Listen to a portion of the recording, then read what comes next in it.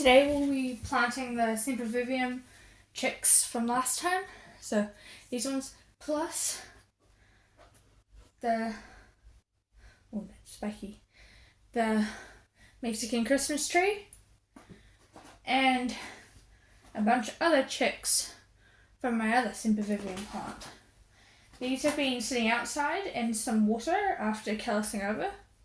So they should, and some already have roots, so they should do pretty well. Just with these roots. And this is just normal potting mix really. I don't use anything specific, usually because I don't have it on hand. But since these are pretty big chicks, I would make a divot and just put them in and make sure they're in there firm, because otherwise they'll just fall out. And with these ones, yes, this one has calloused over, I'd give it a bit of a space on its own, so maybe in this corner. Oh, ow. And then, yeah. And then make sure it's firmly in there. And we'll be doing that with the rest of these. Some of these are still slightly connected, like this one's a lot smaller, so it can go right next to this one. This one's spread out for some reason, half spread out, but it has little roots plus a stem. This one also has roots. It's always good when they have roots when they come off the plant, because it means they have more chance of success. Oh, that one's got a couple dead leaves on it. This one has also roots, per usual. It's very good. Usually you won't put these too deep, just kind of just in there, so not all their leaves are touching the soil, because otherwise they can cause rot. And rot will kill your plants.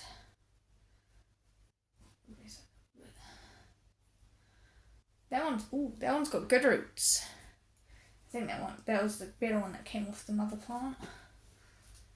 I'm spacing these about 2 fingers apart, 2 widths of a finger apart. And I'm not sure if I probably won't have enough room for all my sempervivums in here. But this is just how I do them starting off. And then I repot them into something bigger. Like this one over here. As they grow bigger. Oh, it's got a chunk of dead leaves on it.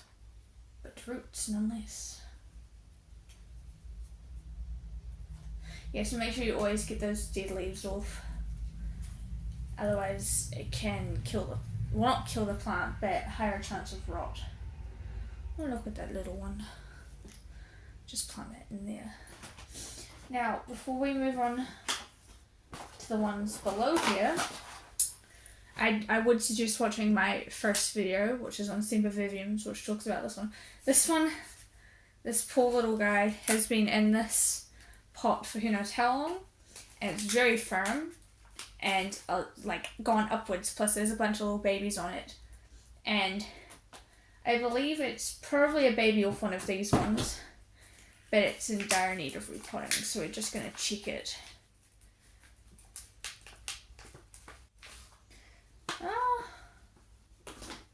Where are your roots at? Oh yeah, that's quite soggy, and you don't want it soggy. So I'm actually going to take off these chicks, even though they're quite small. Because this is a newer plant.